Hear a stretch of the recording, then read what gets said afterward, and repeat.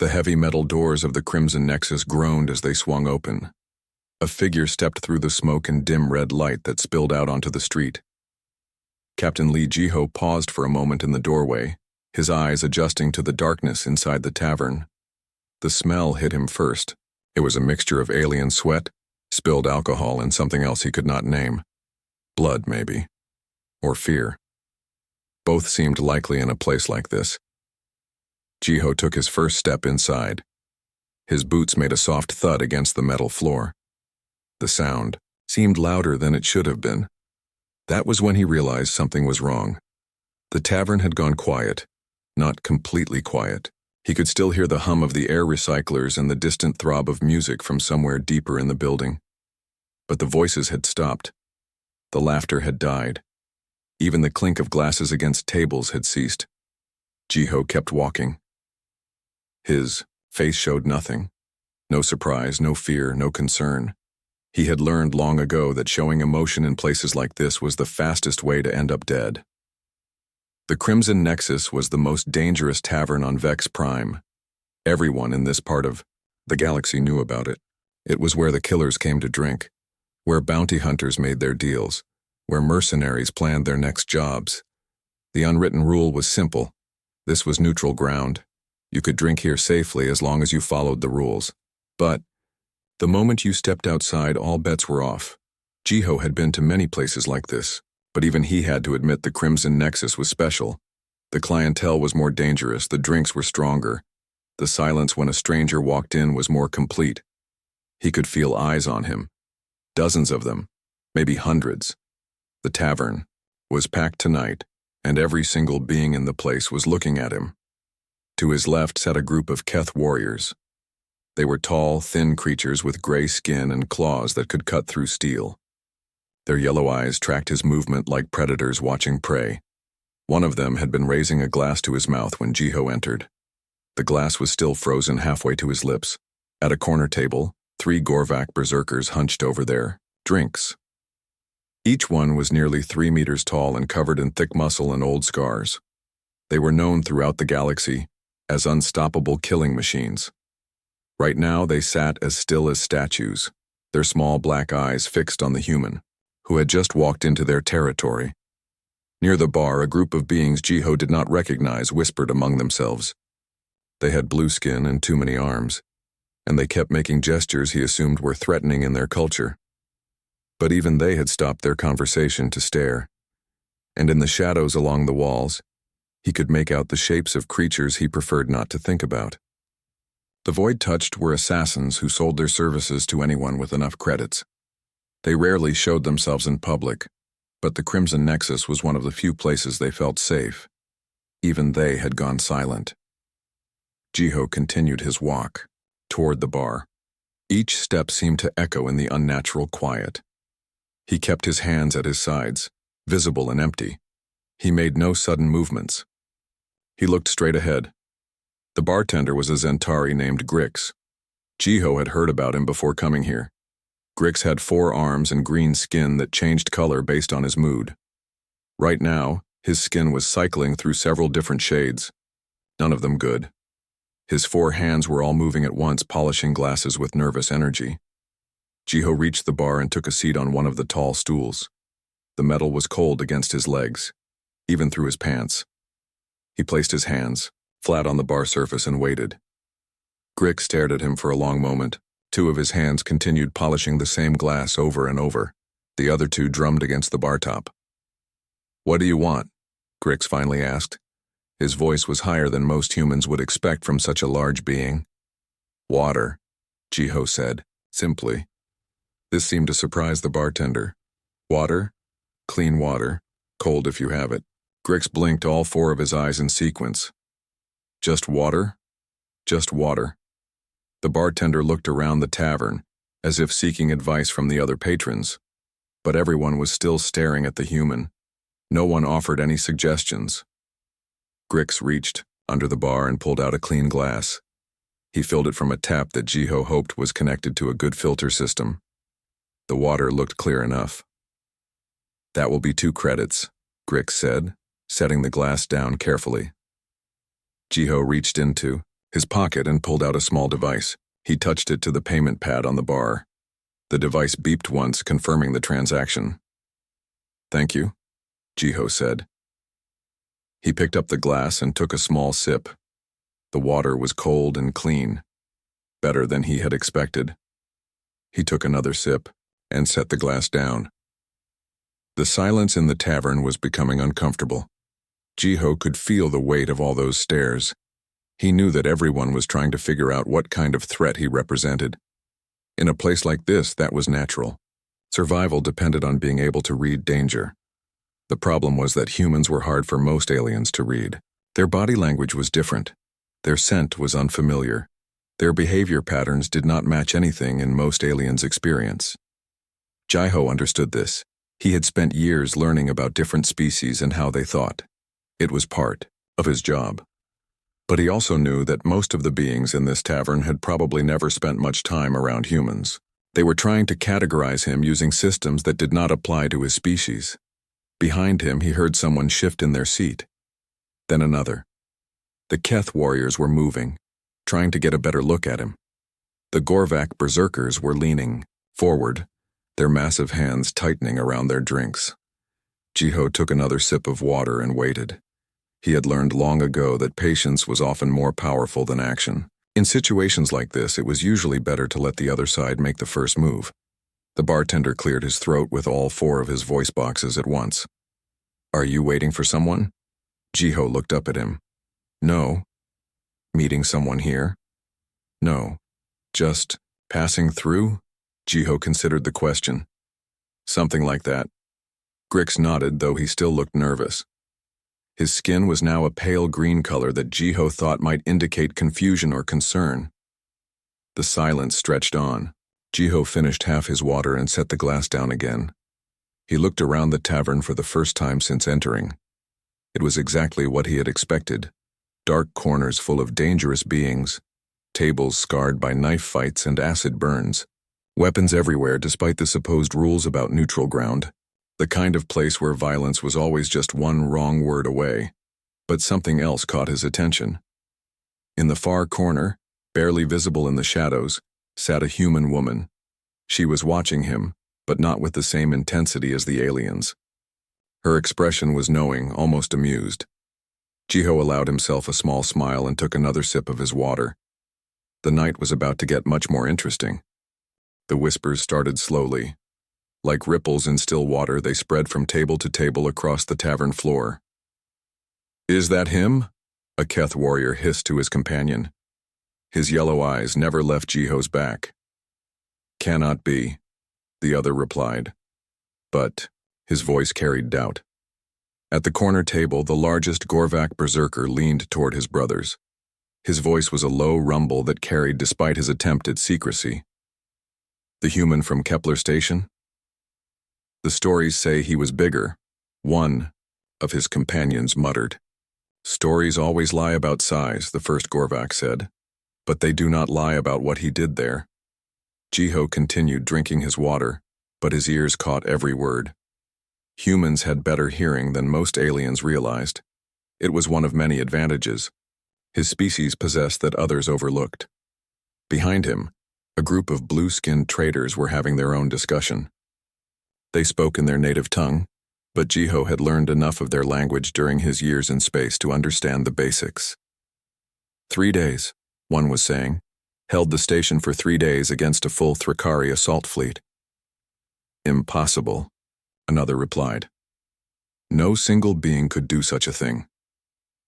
"The records are clear," the first insisted. When the relief ships arrived, they found him alone in the command center. Every Thrakari boarding party destroyed. Every assault wave turned back. The station's defenses should have failed after the first hour. Then how? That is what no one knows. The bartender Grix was listening too. His 4 hands had stopped their nervous polishing. His green skin had shifted to a darker shade that Jiho thought might indicate fear. "Bartender," Jiho said quietly, not turning around. Grix jumped. "Yes? Do you have any food?" "Food?" Grix repeated, as if the word was foreign to him. "Something simple. Bread, maybe." or whatever passes for nutrition around here. Grix nodded quickly and disappeared through a door behind the bar. Jiho heard him speaking rapidly to someone in the kitchen. The words were in Zentari, but the tone was unmistakable. The bartender was nervous about something. In the far corner, the human woman was still watching. She had not moved from her table, but Jiho could see that she was more alert now. Her hand rested casually near what looked like a weapon of some kind. More whispers drifted through the tavern. The Maelstrom Nebula incident, someone was saying. A full Thrakari death fleet went in. Another voice added. 60 ships, battle cruisers, destroyers, fighter squadrons, everything. And? Only one ship came out. A small human transport. This human was flying it. What happened to the Thrakari fleet? No one knows. The nebula was empty when the survey teams went. And later. No wreckage, no bodies, no trace that 60 warships had ever been there. Ships do not just disappear. Thrakari ships do not just disappear, came the correction. They are too well built, too heavily armored. It should be impossible to destroy an entire fleet without leaving some evidence. Jiho smiled slightly. The stories were getting bigger each time they were told. That was the way of stories in places like this. Truth was less important than legend, and legends were useful tools for those who knew how to use them. Grix returned with a plate of something that might have been bread. It was brown and roughly rectangular, which was close enough. For Jiho's purposes, he took a bite. It tasted better than it looked. Thank you, he said to the bartender. Grix nodded but did not move away. He seemed to be waiting for something. Is there something else? Jiho asked. The stories, Grix said quietly. Are they true? Jiho chewed his bread slowly before answering. Which stories? About what humans can do. About how your species fights. What do the stories say? Grix looked around the tavern nervously. Most of the other patrons were still watching them, but they were pretending not to listen. They say humans do not fight like other species. They say you do not give up, even when giving up is the smart thing to do. And they say humans can function on very little sleep, that you heal from wounds that would kill most beings, that you can survive in environments that would destroy other species. Jiho nodded. Those things are true. But how? Evolution, Jiho said simply. My species comes from a world that tried to kill us every day for millions of years. We adapted. Adapted. How Jiho took another bite of bread. We learned to keep going when everything told us to stop. We learned to work together when facing impossible odds. We learned that sometimes the only way to survive is to make sure your enemy does not. The whispers around the tavern had grown quieter, but Jiho knew everyone was still listening. In a place like the Crimson Nexus, information was as valuable as weapons. Everyone wanted to learn something that might keep them alive. The Kepler station story, Grix said. What really happened there? Jiho finished his bread before answering. The Thrakari wanted the station. I was ordered to hold it until reinforcements arrived. For 3 days? For as long as necessary. But how did you stop an entire assault fleet? Jiho turned to look directly at the bartender. Who says I stopped them? Grix blinked all 4 eyes. The reports say the station held, that the Thrakari were turned back. The station held, Jiho confirmed, but that does not mean I fought them off. Then what happened? I convinced them that taking the station would cost more than it was worth. How? Jiho smiled. I showed them what humans do when we cannot retreat. The tavern had gone quiet again. Not the shocked silence of his entrance, but the focused attention of predators learning about new prey. Or perhaps learning that what they thought was prey might actually be something else entirely. In the corner, the human woman raised her glass in a small salute. Jiho nodded slightly in return. Another water, he said to Grix. The bartender hurried to comply, his skin now cycling through colors Jiho had never seen before. Whatever those colors meant in Zentari body language, they probably were not good. Behind him, the whispers started again. But now they carried a different tone. Less curiosity, more caution. The reputation that preceded him was doing its job. Soon, it would be time for the next phase. The massive Gorvak berserker rose from his table like a mountain coming to life. His chair, built to handle beings twice the size of most species, groaned under the shift in weight. He stood nearly 3 meters tall, his shoulders broad enough to block the light from the nearest lamp. This was Thul Khan, and everyone in the Crimson Nexus knew his name. He had killed more beings in single combat than most armies destroyed in full campaigns.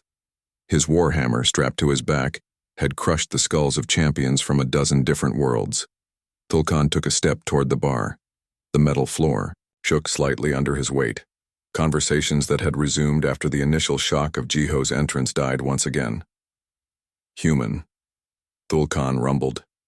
His voice was like rocks grinding together deep underground. Jiho did not turn around. He continued eating his bread and drinking his water as if nothing had changed. Human, Thul Khan said again, louder this time. I am speaking to you. Now Jiho turned. He swiveled on his stool to face the enormous Gorvak warrior. His movement was casual, unhurried. When he spoke, his voice was calm. Yes? Thul Khan's black eyes narrowed. He was not accustomed to such casual responses. Most beings either cowered when he addressed them or immediately prepared for battle. This human did neither. You sit in my tavern, Thul Khan said. Your tavern. Jiho looked around at the other patrons, then back at the Gorvak. I was told this was neutral ground. It is neutral for those who belong here. And I do not belong here? Thul Khan took another step forward. He was now close enough that his shadow fell across Jiho's table. You are human, weak, soft. This place is for warriors. Jiho nodded thoughtfully. I see. And you decide who qualifies as a warrior? I am Thul Khan of the Blood Peaks clan. I have killed more enemies than you have seen sunrises. My hammer has tasted the life force of champions from across the galaxy. The Gorvak's hand moved to the weapon on his back. Yes, human, I decide. The other Gorvak berserkers had risen from their table as well. They formed a loose circle around Jiho's position at the bar. The Keth warriors leaned forward in their seats, their claws extending in anticipation of violence. Even the mysterious, void-touched assassins in the shadows seemed more alert. Jiho finished his water and set the glass down gently. The small clink it made against the bar seemed very loud in the silence. That is interesting, he said. What is interesting? Your assumption that I am weak. Thul Khan laughed. The sound was like boulders tumbling down a cliff face. Look at you, little human. You are barely half my height. Your arms are thin as branches. You carry no visible weapons. How could you be anything but weak? You measure strength by size? Of course. All intelligent beings do. Jiho stood up from his stool. Even standing at his full height, the top of his head barely reached Thul Khan's chest. The size difference was comical. Several of the watching aliens made sounds that might have been laughter. That explains much, Jiho said. Explains what? Why your species has never left your home system. The laughter died instantly. Thul Khan's expression darkened like storm clouds gathering over mountains. What did you say? The Gorvak Empire, Jiho continued conversationally. 1 star system. 12 colonies, all within a few light hours of your homeworld. Your expansion stopped there and never resumed. Do you know why? We choose to remain close to our ancestral lands, Thul Khan growled. But there was uncertainty in his voice now. No, Jiho said. You stopped expanding because you encountered species that did not measure strength the way you do. Species that understood that size and muscle are just 2 tools among many. And when those tools are not enough, what matters is what else you can bring to a fight. You speak riddles, human. Do I? Let me ask you something. Thul Khan, of the Blood Peaks clan. How many wars has your species won in the last 100 years? The Gorvak warrior's massive hands clenched into fists. We are warriors. We do not start wars. We end them. That was not my question.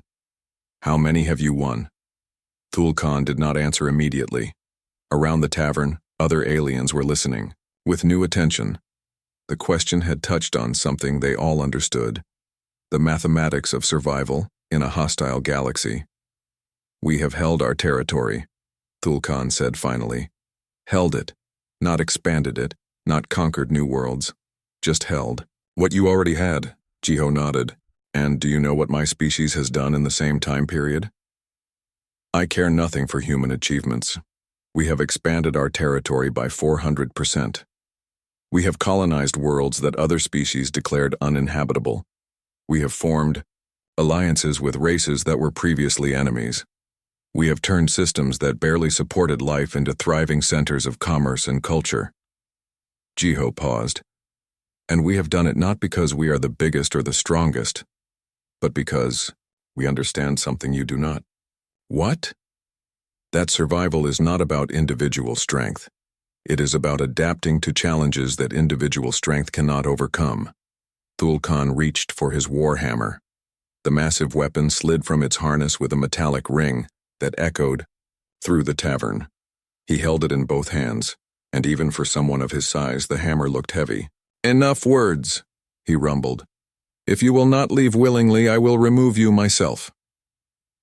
"You are welcome to try," Jiho said. His voice remained calm. "But first, let me offer you a choice. I do not need choices from weak prey. The choice is this. You can walk back to your table now, finish your drink, and tell yourself that you taught a human to respect Gorvak's strength. Or you can swing that hammer and discover why humans are called the galaxy's apex persistence hunters." "Persistence hunters?" One of the other Gorvak berserkers laughed. "What does that mean?" Jiho looked at the laughing Gorvak, then back at Thulkan. "It means we are the species that other species run from. Not because we are faster or stronger or more heavily armed, but because once we decide something needs to die, we never stop coming. Ever." "Threats," Thulkan snarled. "More human words." "Not threats," Jiho corrected. "Explanation. You see, Thulkan, you are thinking about this situation wrong. You are thinking about it as a fight between you and me. One warrior against another. But that is not what this is." "What is it then?" Jiho smiled. For the first time since entering the tavern, he showed emotion. But it was not fear or anger or excitement. It was something else. Something that made several of the watching aliens take involuntary steps backward. "This," Jiho said, "is a demonstration." Thulkan raised his hammer above his head. The weapon was easily the size of Jiho's entire torso, and the Gorvak's muscles bulged with the effort of holding it ready to strike. "A demonstration of what?" "Of why you should have taken the first choice." The hammer began its descent. But before it could reach its target, Jiho spoke again. "Kim Subin, now would be good."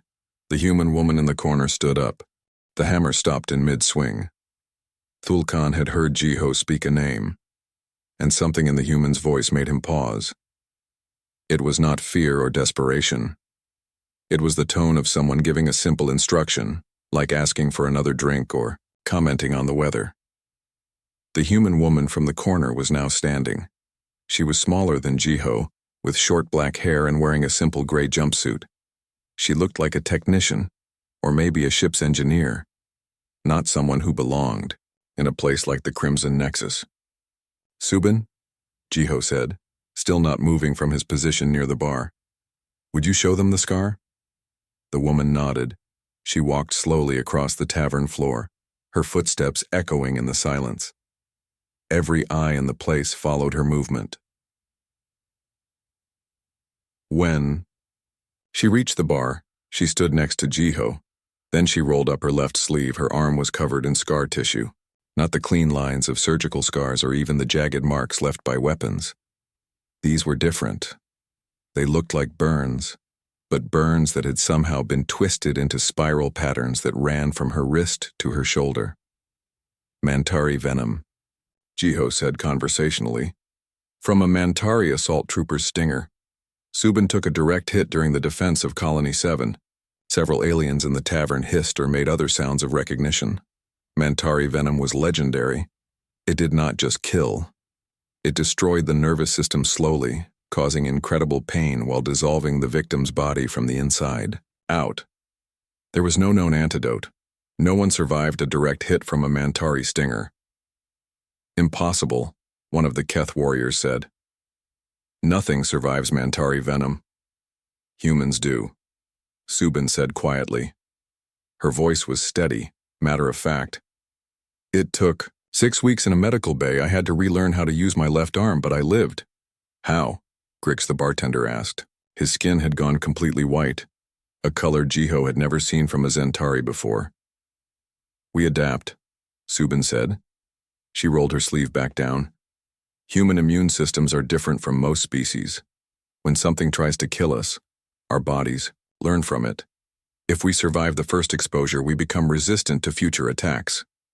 But the pain, another voice called out. Mantari venom causes pain that would drive most beings insane. Yes, Subin agreed. It does. I screamed for the first 3 days. After that, I was unconscious for 2 weeks. But humans have high pain tolerance. It is another adaptation. Thul Khan was still holding his hammer above his head, but his arms were starting to shake from the effort. One survivor means nothing, he growled. Luck, maybe, or medical intervention. Cho Hyunwoo, Jiho called out. A man at a table near the wall stood up. He was tall and thin, wearing a maintenance worker's coveralls. Like Subin, he looked completely ordinary, the kind of person who would be invisible in most crowds. Show them the burns, Hyunwoo. The man walked over to join them at the bar. Without a word, he pulled off his shirt. His chest and back were covered in scars that looked like radiation burns. But these were not the clean patterns left by medical treatment. These were chaotic, overlapping marks that suggested massive exposure to deadly energy. Reactor breach on the merchant ship Golden Dawn, Jiho explained. Hyunwoo was the only crew member who stayed behind to contain the leak. He was exposed to enough radiation to kill a dozen Keth warriors or 3 Gorvak berserkers. The ship had 2,000 passengers, Hyunwoo said simply. Someone had to stay. And you lived? Thul Khan asked. His voice had lost some of its certainty. Humans can survive radiation levels that would liquefy most alien nervous systems, Hyunwoo replied. Our cells are better at repairing damage. Our bodies are better at filtering toxins, another adaptation. 2 examples prove nothing, Thul Khan insisted, but his hammer had lowered slightly. Park Minji, Jiho said. The human woman who had been sitting in the shadows stood up. She was older than the others, with gray streaks in her black hair and lines around her eyes that spoke of years in space. She wore a pilot's jacket covered in patches from different shipping companies. The void exposure? Jiho asked. Minji nodded and walked over to join the growing group at the bar. She held up her hands. The skin was pale, almost translucent, and covered in a network of fine scars. Pressure suit failure during a cargo run through the Titan Nebula, she said. Exposed to hard vacuum for 14 minutes.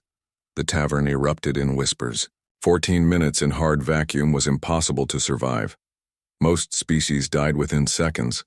Even with emergency medical treatment, exposure to the void caused brain damage that could not be repaired. 14 minutes? Grix repeated, his voice barely above a whisper. 14 minutes and 37 seconds, Minji corrected. I counted. How? Humans can hold their breath longer than most species realize, Minji explained. Our blood carries oxygen more efficiently. Our brains can function longer without fresh oxygen, and our bodies can survive temperature extremes that would kill other beings instantly. Thul Khan's hammer had dropped to his side. He was staring at the 3 humans with an expression that might have been confusion or the beginning of fear. 3 humans, he said slowly. 3 examples of impossible survival. Not impossible, Jiho corrected. Just difficult. You see, Thul Khan, this is what you do not understand about humans. We come from a world that spent millions of years trying to kill us. Ice ages that lasted thousands of years. Predators that hunted us across continents. Diseases that wiped out entire populations. Natural disasters that destroyed everything we built. All species face such challenges, Thul Khan said. Yes, but most species either conquered their world quickly or went extinct trying. Humans did neither. We survived without conquering. We adapted without dominating. We learned to endure whatever. Our world threw at us and we kept going. What does this have to do with strength? Everything, Jiho said. Because strength is not just about how much you can lift or how hard you can hit. Real strength is about continuing to function when everything tells you to give up. It is about working together when individual effort is not enough. It is about finding solutions when all the obvious answers have failed. More humans were standing, up around the tavern. Jiho counted at least 8, though he suspected there were more who had not revealed themselves yet. Each one looked ordinary, unremarkable, the kind of people who could disappear in any crowd. But now that they were standing, together their presence felt different, more substantial, more threatening. You have been watching me since I entered, Jiho continued, trying to decide what kind of threat I represent, but you were asking the wrong question. What should we have been asking? Grix whispered. Not, what kind of threat I represent, Jiho said.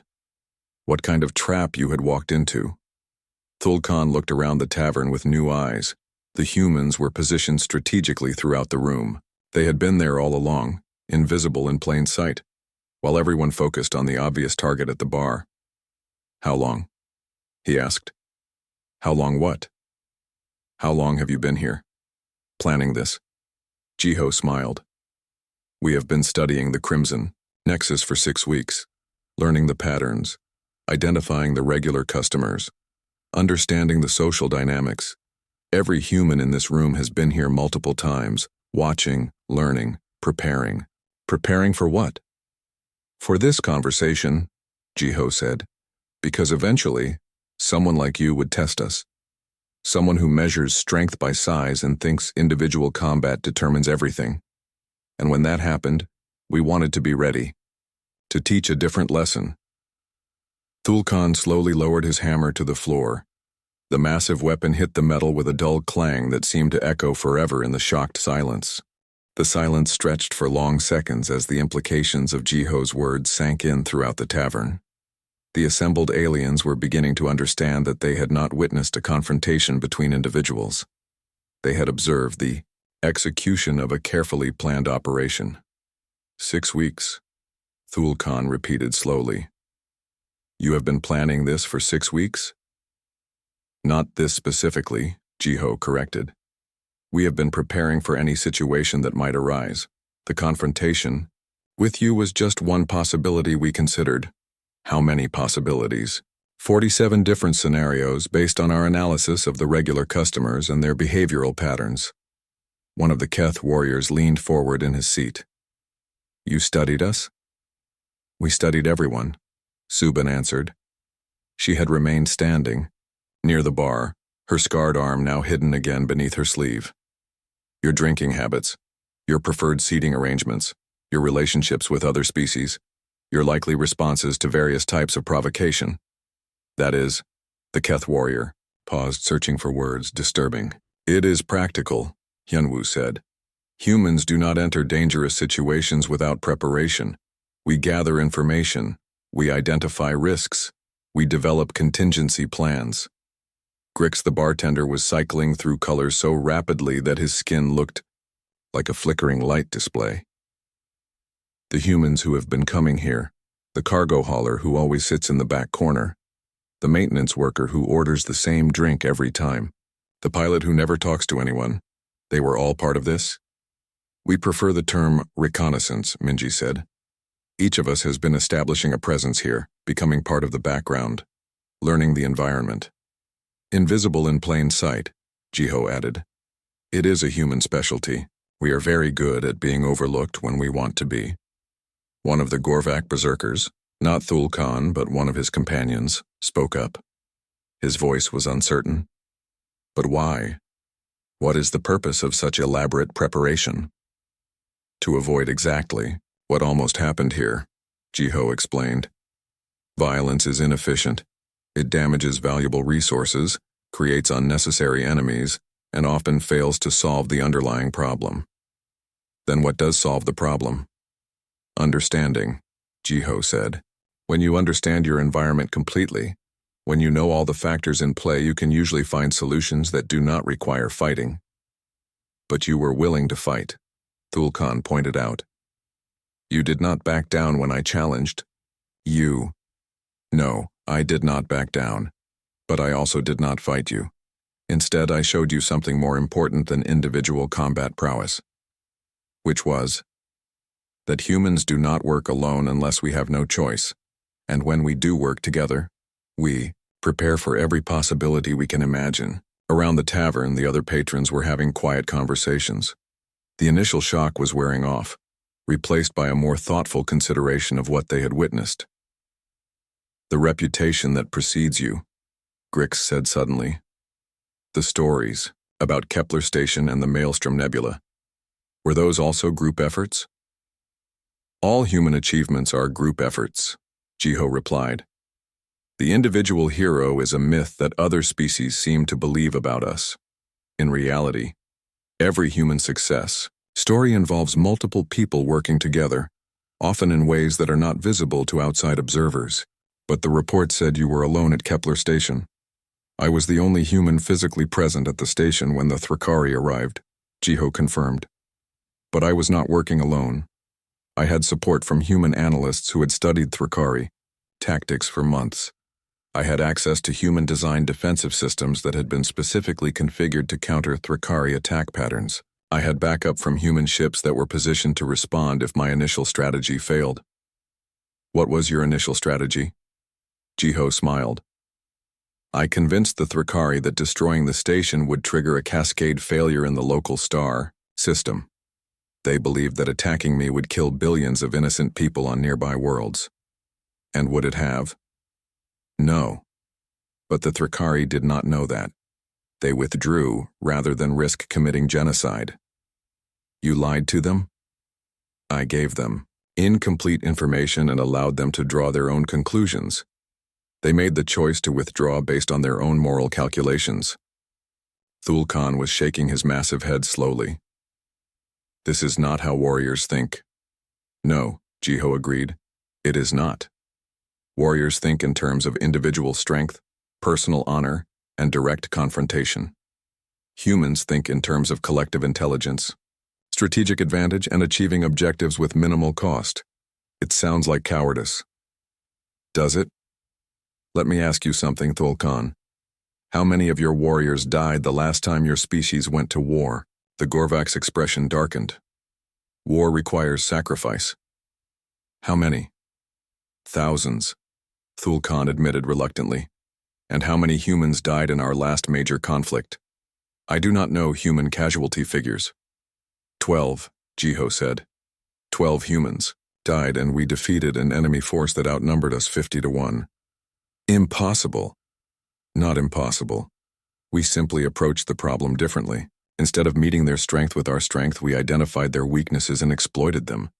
Instead of fighting where they were prepared, we struck where they were vulnerable. Instead of trying to match their numbers, we made their numbers irrelevant. How? We convinced their own allies to turn against them. The tavern had gone quiet again, but this time it was the silence of concentrated attention rather than shocked surprise.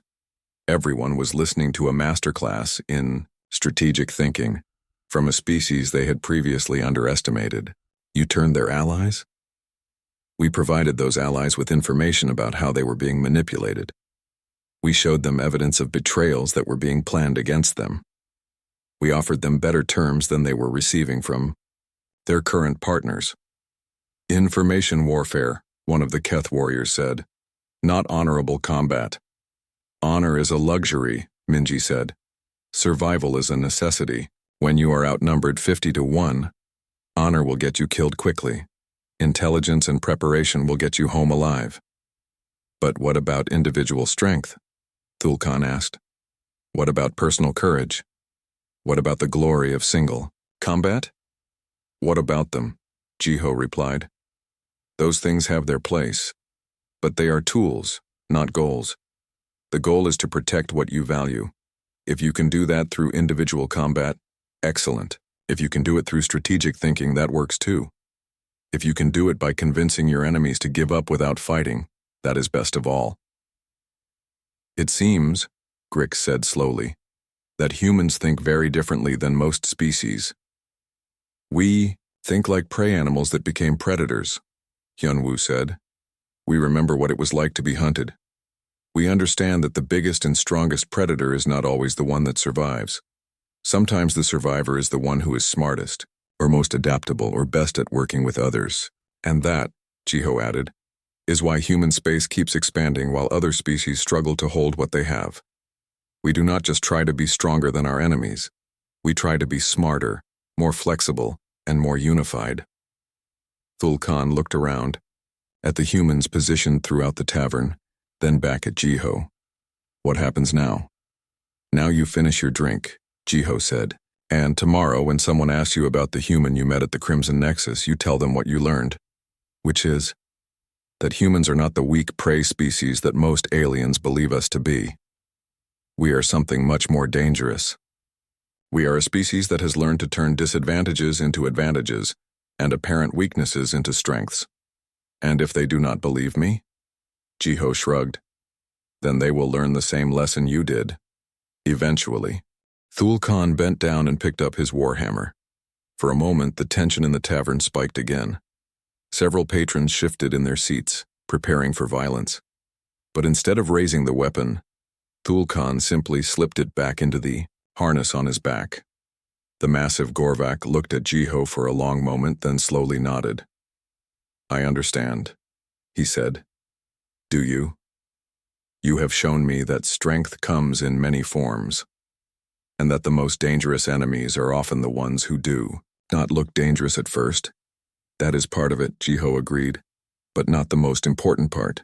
Then what is the most important part? That humans are not your enemies unless you make us your enemies. We prefer cooperation to conflict. We would rather trade than fight. We would rather solve problems together than destroy each other. Thul Khan considered this. But if we do make you our enemies, then you will discover what persistence hunting really means, Subin said quietly. We will never stop coming. We will never give up. We will find ways to turn your own strengths against you, and we will keep adapting until we find a solution that works. Even if it takes generations. Especially if it takes generations, Hyunwoo added. Humans think in long terms. We plan for our children and our children's children. We are patient. Thul Khan walked back toward his table. His two companions watched him nervously, unsure whether the confrontation was truly over. It is finished, Thul Khan said, as he sat down heavily. There will be no fighting today. But the human insulted our strength, one of his companions protested. No, Thul Khan replied.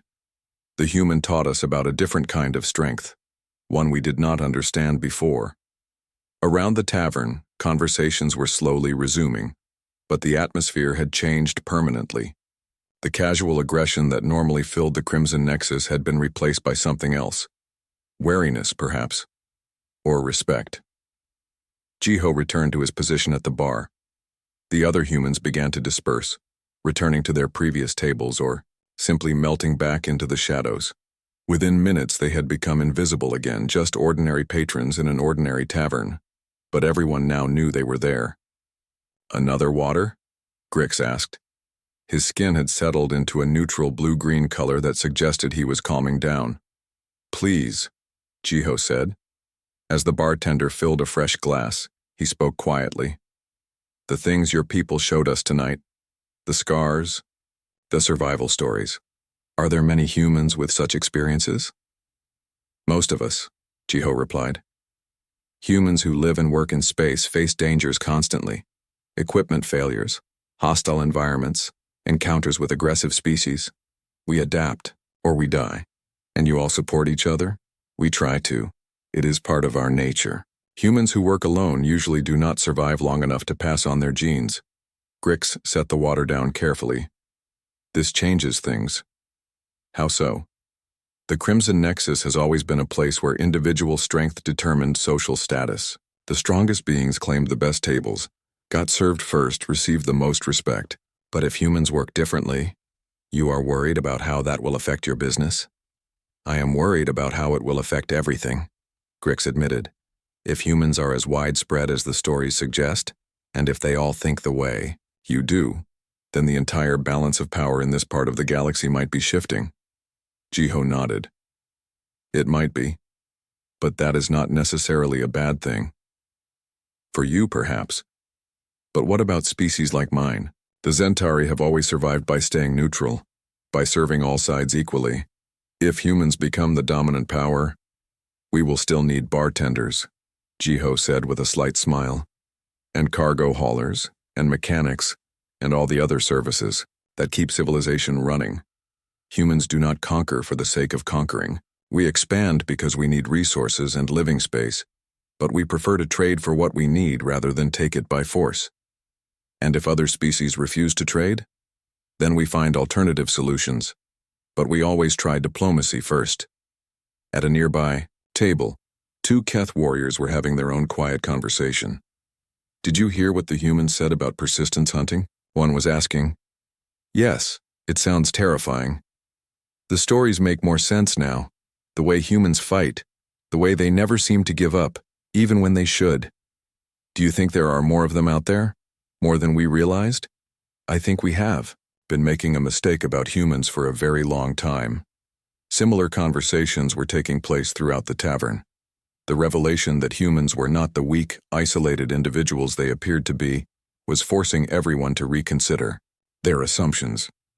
In the far corner, Park Minji had returned to her table, but now other patrons were looking at her with new eyes. The quiet pilot who never bothered anyone had suddenly become someone worth watching, worth being careful around. She seemed comfortable with the attention. If anything, she looked relieved, not to have to pretend to be helpless anymore. How many humans are there in this sector? Grix asked Jiho. More than most people realize, Jiho replied. We have been expanding quietly for several decades, not making announcements, not claiming territory formally, just moving in, establishing trade relationships, setting up supply lines. And now we are reaching the point where we no longer need to be quite so quiet about it. Is that what tonight was about? An announcement? Partly, but mostly it was about preventing misunderstandings that could lead to unnecessary conflicts. Grix wiped down the bar with two of his hands while the other two organized bottles. What kind of misunderstandings? The kind where someone decides that humans look like easy targets and attacks us without understanding what they are really attacking. And what are they really attacking? Not just individual humans, Jiho said. The entire human network. Attack one of us, and you have to deal with all of us. How many is all of you? Jiho smiled but did not answer directly. Enough. The evening continued, but the dynamic in the Crimson Nexus had shifted permanently. Patrons who had previously ignored each other were now engaged in serious conversations about trade routes, political alliances, and the changing balance of power in local space. Several beings approached Jiho throughout the night, some to ask questions, others to propose business deals. All of them were more respectful than they might have been a few hours earlier. As the night grew late, Thulkan stood up from his table. He walked back to the bar, but this time his approach was different. No threat, no aggression. Just a large being who wanted to have a conversation. Human, he said. Thulkan, I have been thinking about what you said, about cooperation being better than conflict. Yes? My people have been isolated for many years. We have not sought trade or alliances with other species. That is your choice to make. But perhaps it was not a wise choice. Perhaps there are advantages to the human way of thinking that we have not considered. Jiho turned to face the Gorvak warrior fully. What are you suggesting?